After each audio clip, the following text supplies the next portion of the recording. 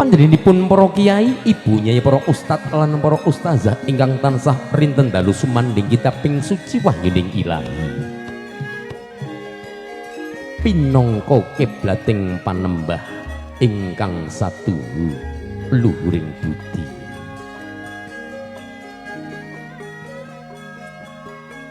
Langkung-langkung wonten ngarsa panjenenganipun ingkang hameng kukarya. Nenggih panjenenganipun Kanjeng Rama Jumeri dalah panjenenganipun Kanjeng Ibu Paini. Sumrambah panjenenganipun kadang pisan sutrisna nenggih Bapa Bambang Adiyana dalah panjenenganipun Ibu Nuril Rahmah. Ingkang kaomyongan panjenenganipun sesepuh bini sepuh tuwin para pepunden para kadang kaneman ingkang mijil saking laladan Jambi Kota. Sumrambah dumateng sagunging para lenggah para rawuh ingkang minulya.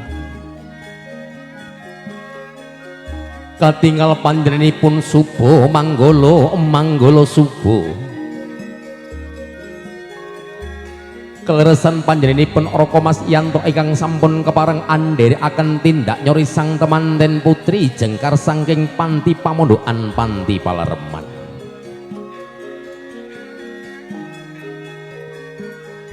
Mugi kepareng sageta kanthi elon-elonan risang temanten putri sageta malaksana kanthi elon-elonan piniji minggah wonten ing Sitinggil Binaturata.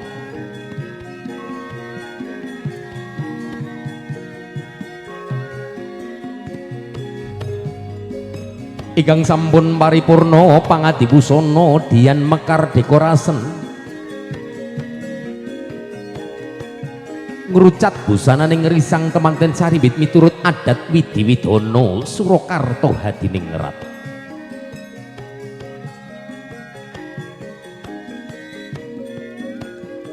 Sinten to ingkang sampun kepareng andherekaken tindak nyori sang temanten putri nenggih panjenenganipun Suba Manggala Suba. Ingkang kleresan den pandegani panjenenganipun Raka Mas Yanto.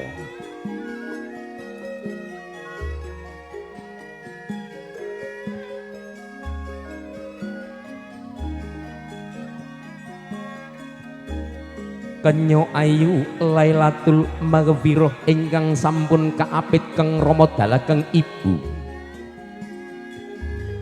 Katingal anggenipun malaksana saben sepecak kandhek saben sepecak manoleh bebasan pindha Singalupa.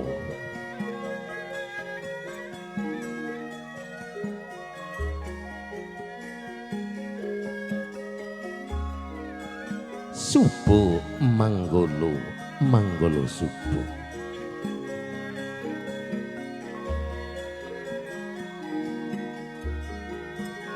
Sak sampunipun risang temanten putri kaboyong piniji minggah wonten ing Sitinggil Binaturata. Mugi kepareng risang temanten kakung nenggih panjenenganipun Binagus Rizky Galih Satriya. Mugi kepareng sageta piniji wonten ing sak ngajengipun gapuraning wisma pahargyan. Ingkang sak mangkit dipun apit keng Rama dalageng ibu sarta pangomyongipun risang temanten kakung para pepunden sepuh aji sepuh ingkang sampun katingal hangagem busana maneka warni ugi ingkang sampun katingal hangagem busana sarwi kembar.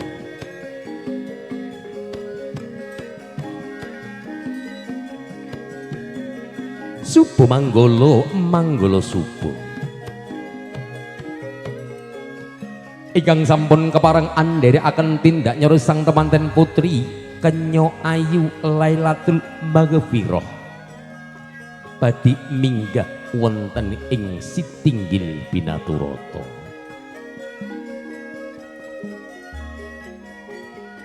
Mugi sagunging para lenggah para rawuh langkung-langkung wonten ngarsa panjenenganipun para pepunden sepuh aji sepuh kasepuhan ing talatah Jalan Medan. Ingkang sak mangki saged kepareng paring berkah idi lan pangestu anggenipun risang temanten saribit badhe ngleksanani tumapak ing adicara dhaup.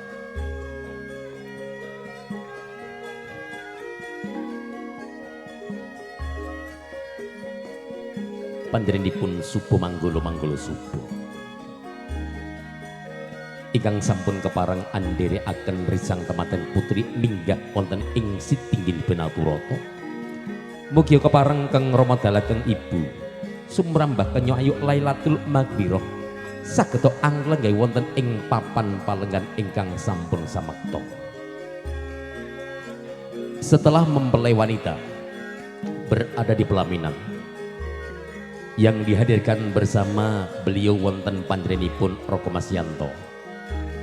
Kali ini untuk pengantin pria Mas Rizky Galih Satrio yang didampingi oleh orang tua tercintanya. Dan setelah lengkap dengan para pengombyongnya beserta konco manten, bolo manten, sahabat manten, nanti dipersilakan untuk subuh manggolo subuh untuk bisa berkenan memboyong ataupun menghadirkan pengantin pria menuju ke area bawah tinda.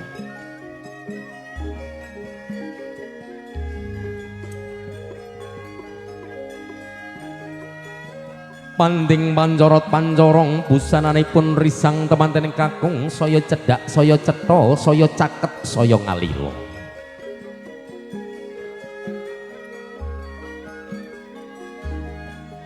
Kairing jemelenggunging ungling gongso ingkang dipunaturaken pangadi Wirapita-swara Dewi Sanjaya.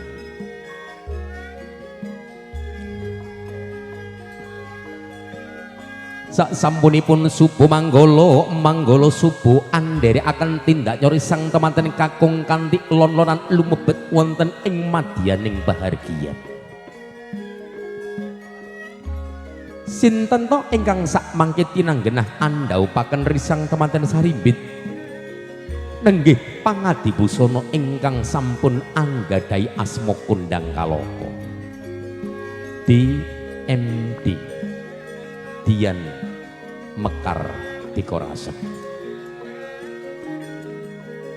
Salah setunggaling pangadi busana ingkang mijil saking talatah Jalan Kulim Tirta Kencana Unit 6 ingkang sak mangke kajibah andhaupaken risang temanten saribit. Mugi rantaman adicara dhawuhipun risang temanten saribit wiwit purwamadya wasana ngantos paripunaning sak mangke tinebihna rubita tinebihna sengkala.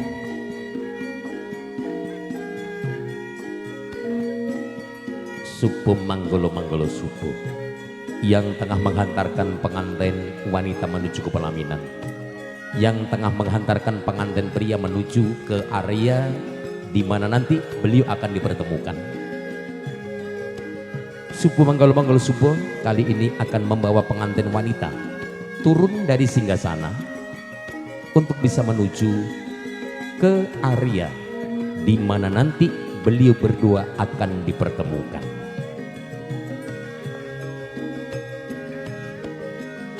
Risang temanten saribit katingal mandhap saking palenggahanipun.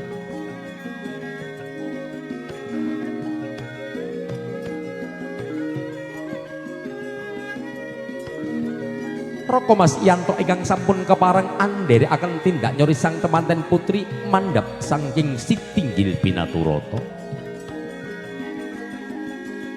ingkang sakmangke badhe piniji wonten ing sasananing panggi.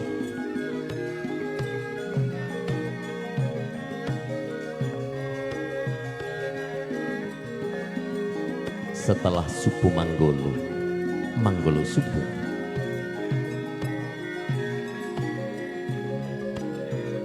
dibawa turun dari singgasana oleh beliau Mas Yanto, nanti akan dipertemukan melalui satu biro jasa DMD Dian Mekar Dekorasa.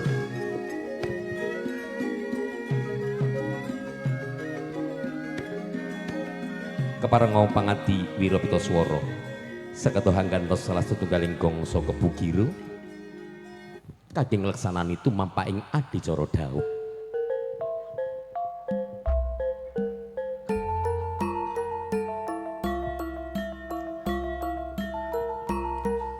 Kanthi memuja lan memujining dumateng ngarsa dalem Gusti ingkang murbenging dumadi. Risang temanten saribet katingal samiya abebalangan ambalang gantal ambalang suruh matemurose. Dadaku iya dadamu, tresnaku iya tresnamu. Pun paripurnaning risang temanten saribet ingkang samiya abebalangan ambalang gantal ambalang suruh matemurose. Katingal panjenenganipun pangadibusana DMD ingkang kaleresan den pandegani panjenenganipun Mbak Dian ingkang sampun kepareng hanya ketipu wujudipun Baka Rekencana ingkang sampun kepareng angrapal japa mantra-mantra umbul donga.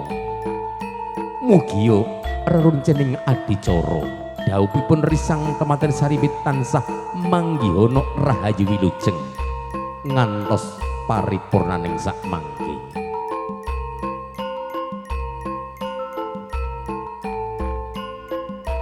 Pun paripurnaning risang temanten saribet ingkang den basuh kanthi tirta wening tirta sekar den wiji kaping 3 ambalan. Kenya ayu Lailatul Maghfirah. Sak menika katingal ingkang sampun kapareng anjengku katingal sumembah astanipun. Ngendikaning panjenenganipun Kenya ayu Lailatul Maghfirah. Duh Kang Mas, ngaturaken sugeng rawuh Kang Mas lan ngaturaken bekti kula kunjuk Kang Mas.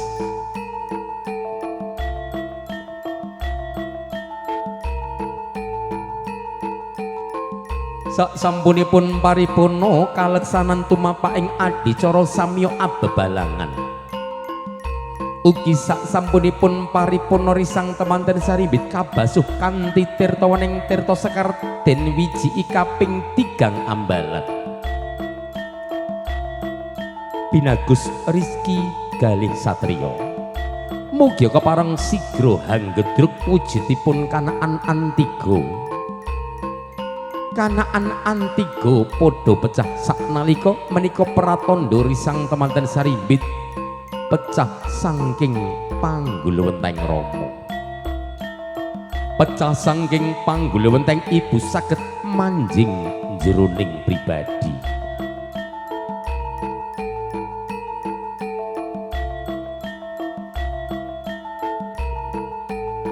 Setelah kedua mempelai paripurna saling melempar suruh. Setelah paripurna dibasuh oleh air suci oleh beliau Mbak Dian selaku pimpinan DMD Dian Mekar Dekorasen. Dan setelah kedua mempelai paripurna, pengantin pria memecahkan telur. Dan setelah pengantin wanita membasuh kedua telapak kaki sang suami tercinta. Untuk rangkaian acara berikutnya, kedua mempelai akan diboyong oleh orang tua tercintanya menuju ke kursi kebesaran beliau berdua, kursi singgasana, kursi bagikan sang raja, sang ratu yang sudah dipersiapkan sedini mungkin dari keluarga besar Tata Rias DMD Dian Mekar Dekorasen.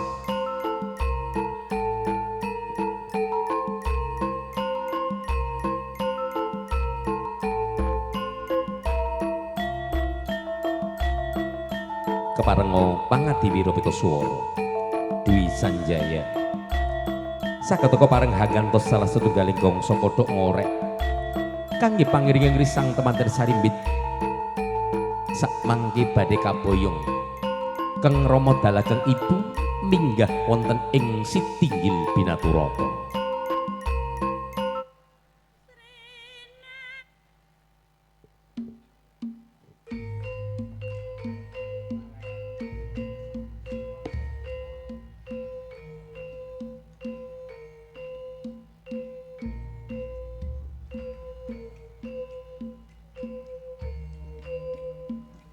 Nuwun sagunging para lenggah para rawuh. Langkung-langkung wonten ngarsa panjenenganipun para pepunden sepuh aji sepuh. Sak sampunipun kaleksanan tumapak ing adicara dhaup.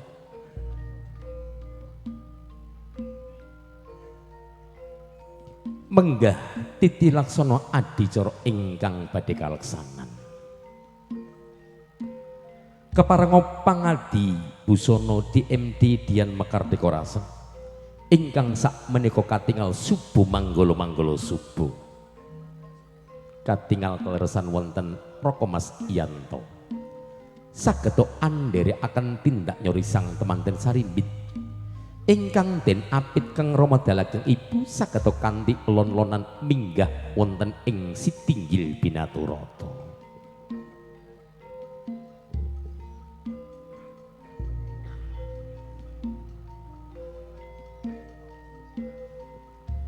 Sindur binayang kare tata tantaning laksana den wersuh.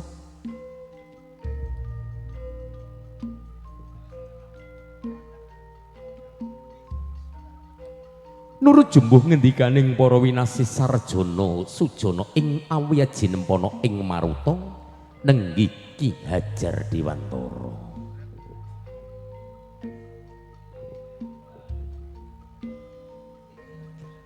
Ing ngarsa Suntalada ing madya mangun karsa tutwuri handayani.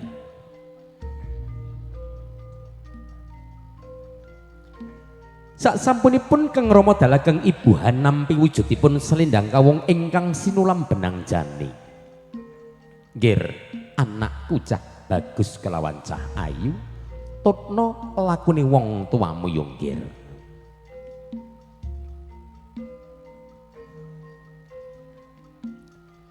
Supo manggala supo ingkang sampun kepareng andhere akan tindak nyori sang temanten sanibit kaapit kang Rama dalageng ibu. Saben sepecak kandhek saben sepecak manoleh bebasan pindha singalupa.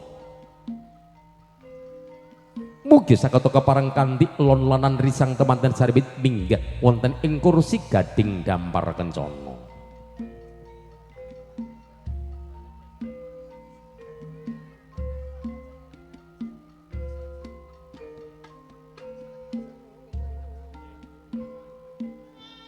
Ngaturaken gunging panuwun ingkang tanpa pepindhan wonten ngarsa panjenenganipun para pepunden sepuh aji sepuh ingkang sampun kepareng paring berkah idi lan pangestu dumateng risang temanten sanimbit ingkang sak menika tasing ngleksanani rentetan adicara dhaup.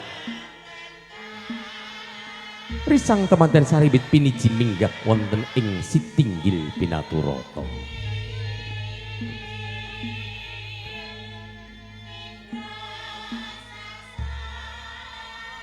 Setelah subuh manggolo subuh menghantarkan kedua mempelai yang didampingi oleh orang tua tercintanya menuju ke pelaminan. Dipersilakan untuk Bapak Jumeri beserta Ibu Paini berkenan untuk mendudukkan putra putri panjenengan di kursi kebesaran beliau berdua yang sudah dipersiapkan dari keluarga besar DMD Dian Mekar Dekorasi. Selanjutnya untuk Bapak Jumeri beserta Ibu dan untuk Bapak Bambang Adiono beserta Ibu, silakan duduk di samping kanan kiri putra putri panjenengan karena nanti akan dilaksanakan rangkaian acara berikutnya, yaitu berupa acara sungkeman utawi adicara sungkem pangabekten. Menggah titi laksana adicara ingkang badhe kaleksanan.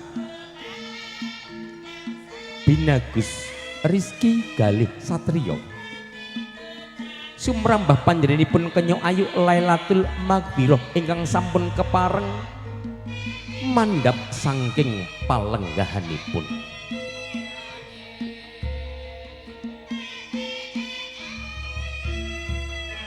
Risang temanten saribit katingal mandhap saking palenggahanipun tansah katingal pangati-ati ngarak swan sungkem dumateng keng Rama dalageng ibu. anjengku sumembah astanipun. Ngendikane ngrisang temanten Sarimbit, duh Kanjeng Rama, bekti kula kunjuk Kanjeng Rama lan bekti kula katur Kanjeng Ibu. Nggir anakku cah bagus kelawan cah ayu.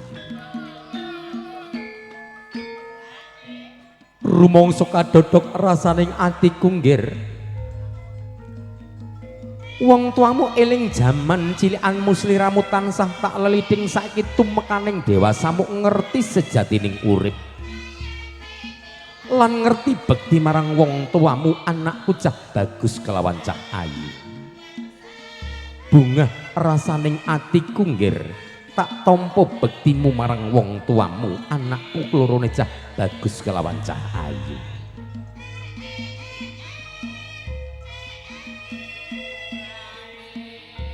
Nanging sing dadi welingi tumrape anakku klorone cah bagus kelawan cah ayu,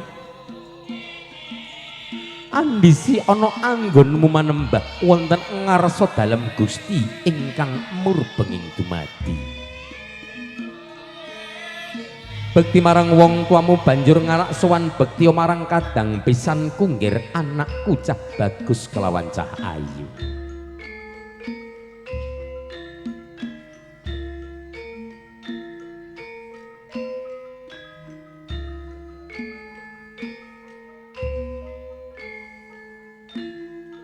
Tasih kalajengaken kanthi laras gending saking keluarga agung Pangadiwira Pitaswara Dwi Sanjaya.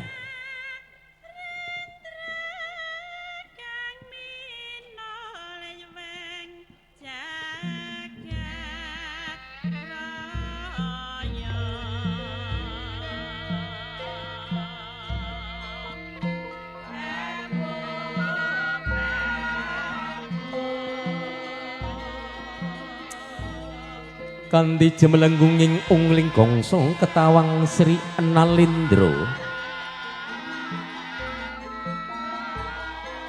kangge pangiringing risang temanten Sarimbit ingkang katingal ngleksanani tumapak ing adicara sungkem pangabekten. Kanthi mongkok bombong manahipun Kang Rama dalageng ibu sak sampunipun hanampi sungemipun nak temanten Sarimbit.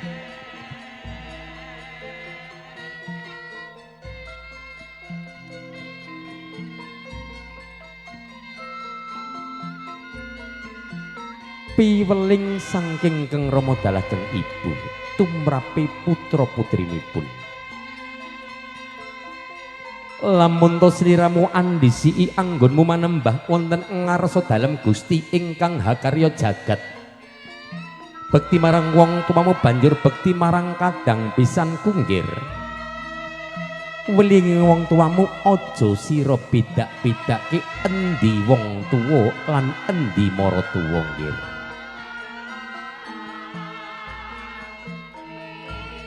Wong tuamu iya tetep wong tuamu. Mara tuamu ku ya tetep wong tuamu nggih. Tegese kepiye? Rengkuhen bareng-bareng. Bektenono bareng-bareng nggih. Rindoning Gusti Allah. Rindoning saka wong tuamu anakku cah bagus kelawan cah ayu.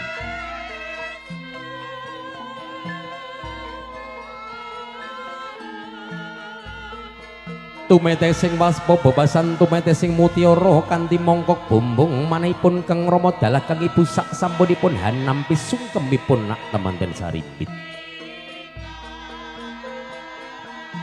Yen to kacandra panjenenganipun Kang Rama dalageng ibu kayata bebasan kajugrukan wukir sari kablebekan segaraning madu.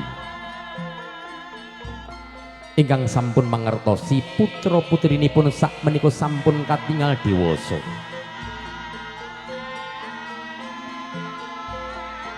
Bapak Ibu hadirin yang berbahagia.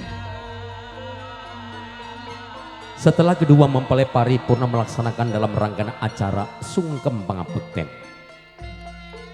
terpantau keluarga besar dari DMD Dian Mekar Dekorasi. ini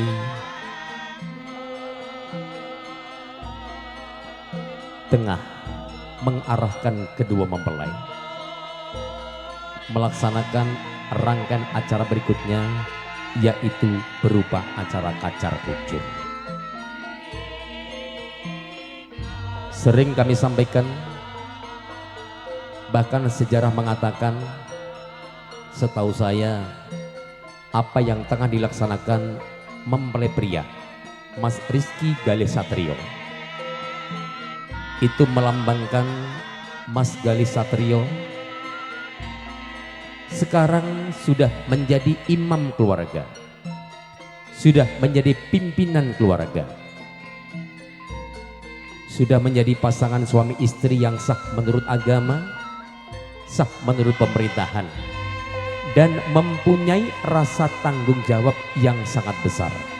Salah satunya adalah memberikan nafkah kepada sang istri tercinta. Nuwun sagunging para lenggah para rawuh, langkung-langkung dumateng panjenenganipun para pepunden sepuh aji sepuh ingkang dadi kinurmatan.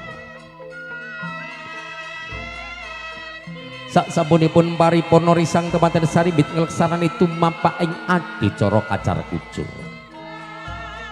Menika menggah titi laksana adicara ingkang katingal dipunaturaken pangadi busana arupi dahar klimah dahar walimah. Risang temanten saribit paripurna samiya adedulangan kang raka andulang kang garwa semanten ugi kosok wangsulipun kang garwa andulang kang raka. Upacaraning ingkang sampun kaleksanan saged dipun wastani Kembul Bujana Andrawina.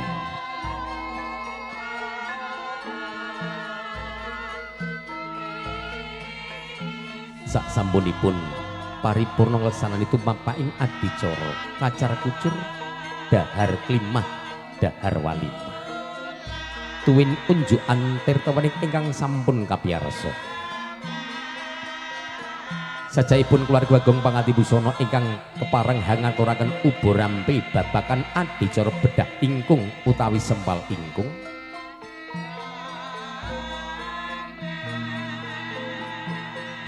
Ugi sajaipun sampun paripurna.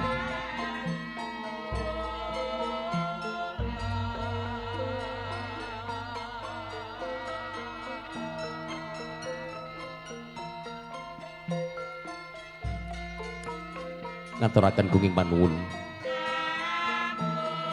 dumateng panjenenganipun keluarga Agung Pangadi Busana BMD Dian Mekar Dekorasi. Salah setunggaling pangadi busana ingkang sampun anggadhahi asma kondang kalapa. Ingkang mijil saking laladan Jalan Kolim, Tirta Kencana, Unit 6, Kecamatan Ribu Bujang. Ingkang den sengkuyung katingal panjenenganipun Mbak Siti, wonten Mbak Uji, wonten Mbak Dina Lorenza. Ugi dipun abadikan kalian panjenenganipun Pangadi Cahyo Eko Digital Fotografi. Sarta dipun liput kalian panjenenganipun video syuting kondangipun Ribu Bujang wonten RWS Pro. Leresan wonten Mas Gama kalian wonten Mas Gani.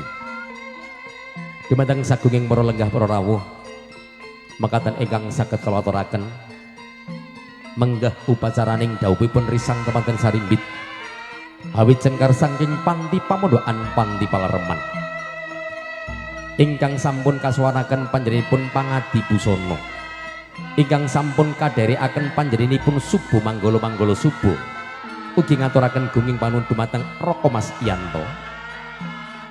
Adicara daup sungkem pangabekten kacar kucur dahar klimah dahar walimah, unjukan tirtauning tuwin bedah ingkung sajaipun sampun paripurna. Bopili wonten kirang tatas titi sing basa, bopili wonten galap kang sulipun anggen kula matur ingkang kirang nuju prana. Ing mriki kawula nyuwun agunging sih samudra pangaksama. Mekaten ingkang saged kula aturaken nuwun kawula nuwun. Adik akhiru kalam assalamualaikum warahmatullahi wabarakatuh.